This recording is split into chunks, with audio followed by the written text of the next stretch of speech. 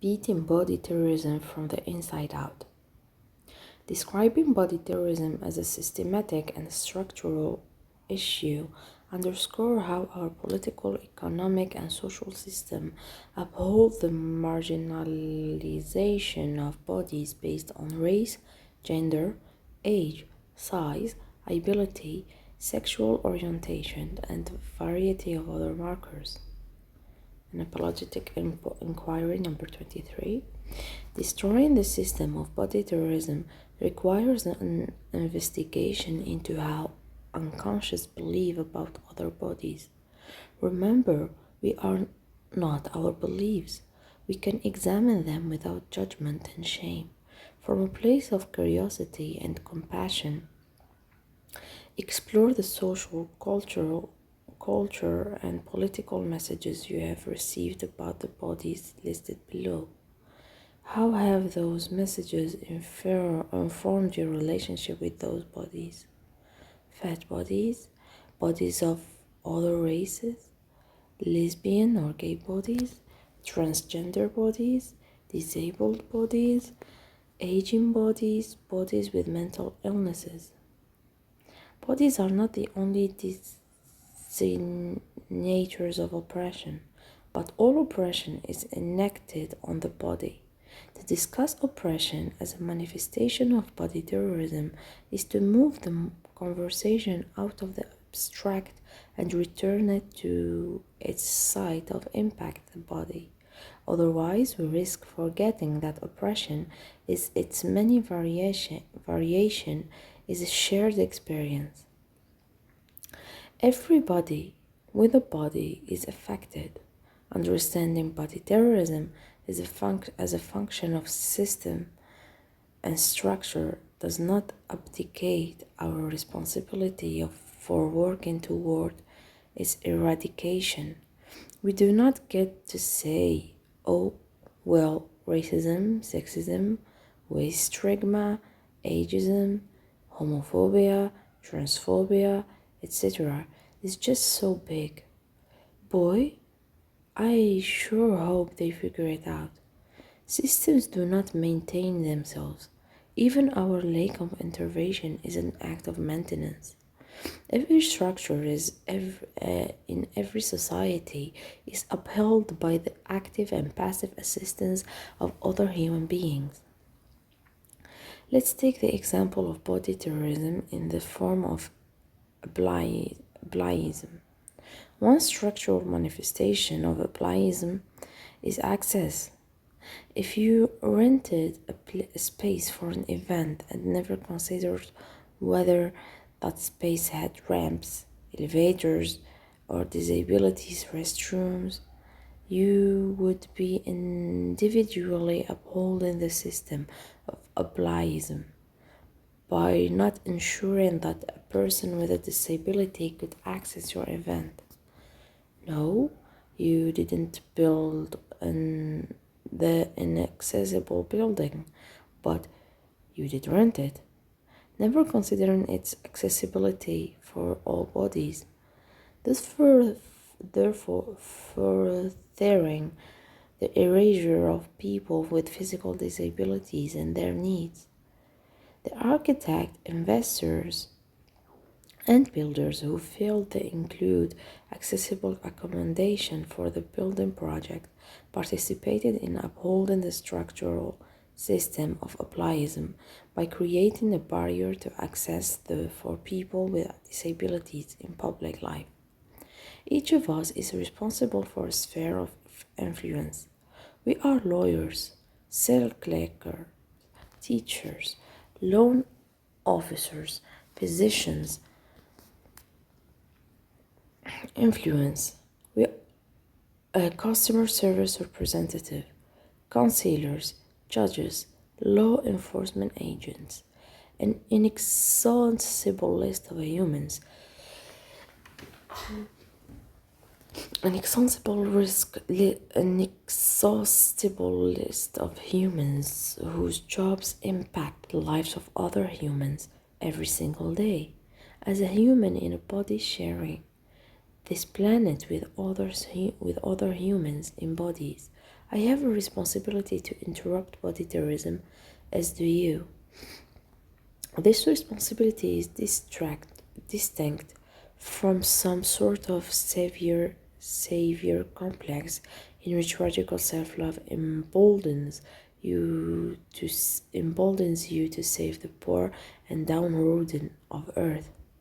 Radical self-love is a manifestation of our interdependence.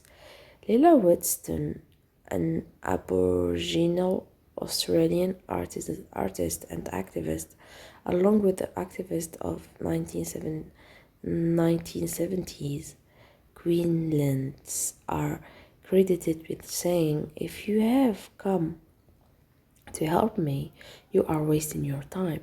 If you have come because your liberation is bound up with mine, then let us work together." Our freedom from body terrorism is bound together. We each have a role in dismantling its systems and structures. If we desire a free and spacious road of radical self-love, the first step is to interrupt the ways in which body terrorism reside in us. Changing hearts. Civil and labor rights activist Grace Lee Boggs died in 2015, leaving a legacy of work that exemplified her willingness and to fearlessly wrestle with how we create sustainable social change and justice. As a philosopher, she grappled with the delineation between rebellion and revolution.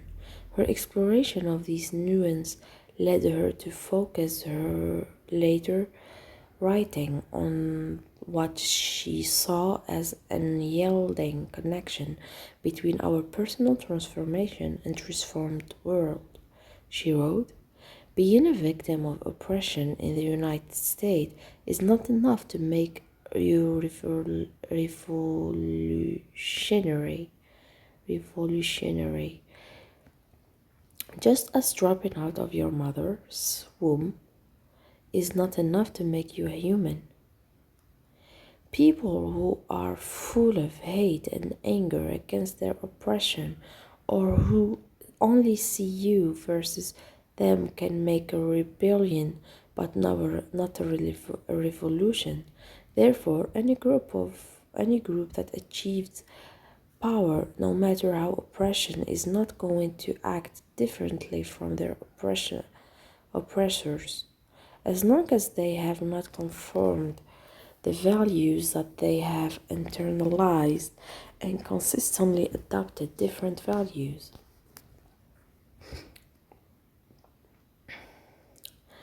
Books tell us that the only sustainable foundation for a changed world is internal transformation.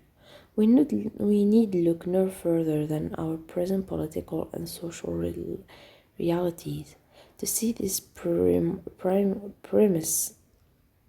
in action. Social uprising and upheaval are an incredible foundation of human history. Laws, rules, and institutions are impermanent and fragile. They have been written, revised, and removed thousands of times before.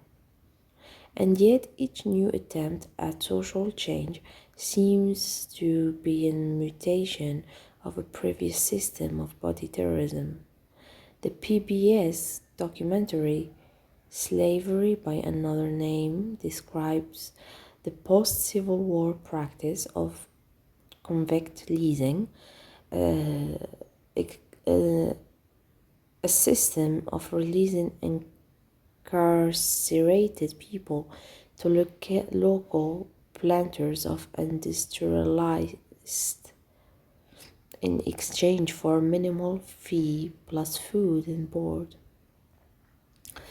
Low initial cost to the people doing the leasing and increased revenue to the local present ballooned the practice. And soon wealthy entrepreneurs were buying and selling convict buying and selling convict between themselves. Laws like black codes restricted black life and freedom while disproportionately targeting blacks for incarceration. The body terrorism of slavery found its structural mutation in the form of convict leasing and Jim Crow laws. Today, mass incarceration serves the same function according to legal scholar and author Michael Alexander. She detailed the comparison in her groundbreaking book, The New Jim Crow.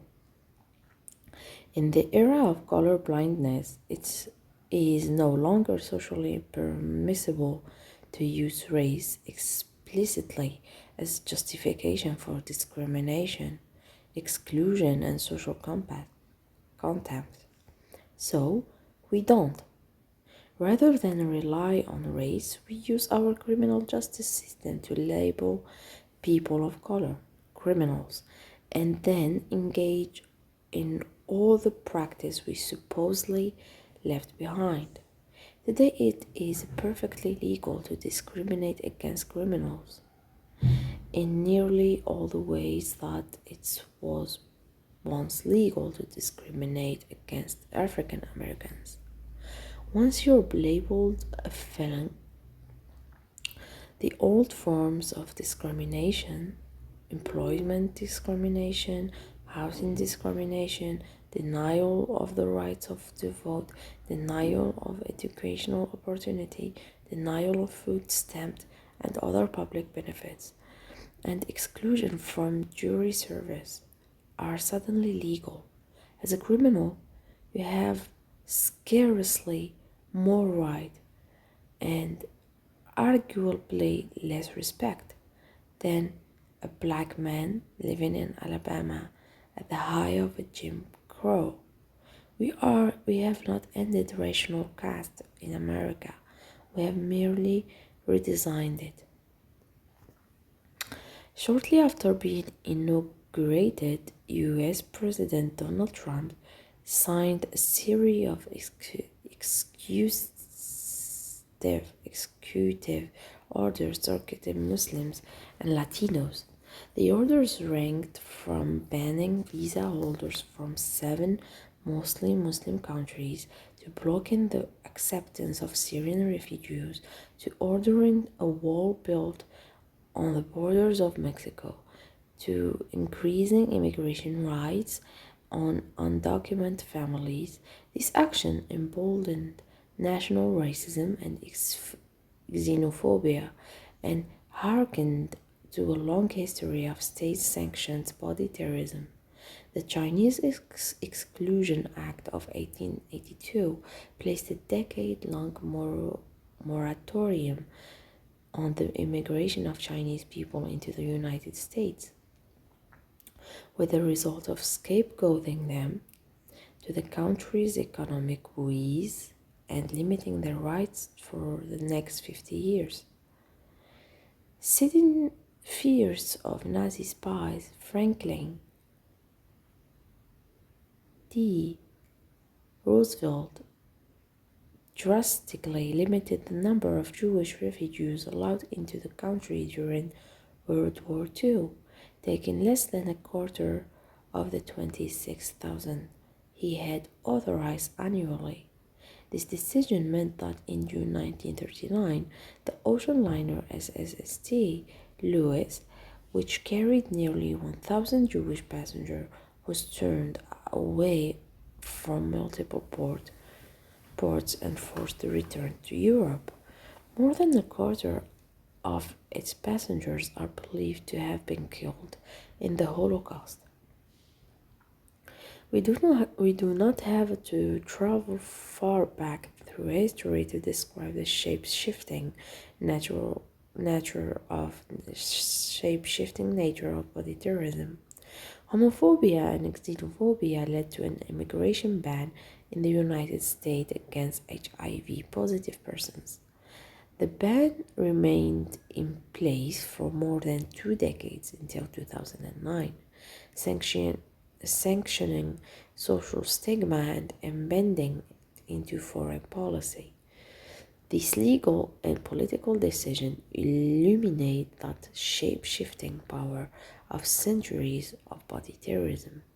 Why do we keep reinventing new forms of body terrorism?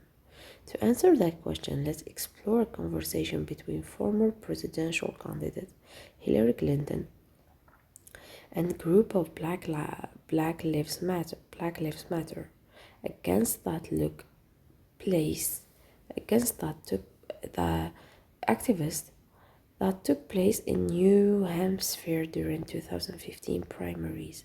In a reportedly tense meeting, the soon-to-be Democratic nominees chided the young activist for that she saw as naive and unrealistic approach to addressing police violence against unarmed black citizens.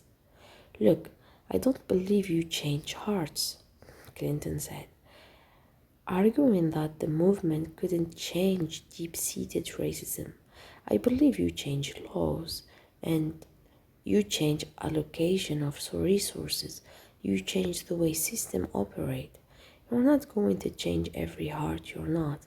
Certainly, candidate Clinton felt she was offering sage advice at the time, highlighting the dangers of placing idealism above political pragmatism. Surprisingly, a year later, Clinton released a campaign video in collaboration with the Human Rights Campaign that opens with her stating, "Equality is, of course, about changing laws, but it's also about changing hearts and minds." Perhaps the final year of the campaign trials gave Hillary a peek into the true social and cultural consequences of our historical unwillingness to work to change hearts. Failing to change hearts makes body terrorism a century-old shell game of guessing what new law it is hiding beneath now. Juan Manuel Montes was a 23 years old undocumented immigrant who, despite being protected under the Deferred Action for Childhood Arrival (DACA) program, so deported in early 2017 to Mexico, a country he had not lived in since age 9. Body terrorism is not a historical aberration. It is the lived experience of millions of people in this very moment as Chinese immigrant Jews turned away at ports. Lila Acorns and Juan Manuel Montes would tell you, if they could, the consequences of an unchanged heart are life and death. Body terrorism is made of both systems and structures, hearts and minds. It is the constant stratification of bodies, placing us into a hierarchy where we are valued and denigrated, often at the same time. In the same body, propagating a commitment to collective transformation. It is a practice of personal and global thinking. Doing and being radical self-love necessitates changed heart, beginning with our own. Quite simply, we cannot build in a world that which we have not built ourselves.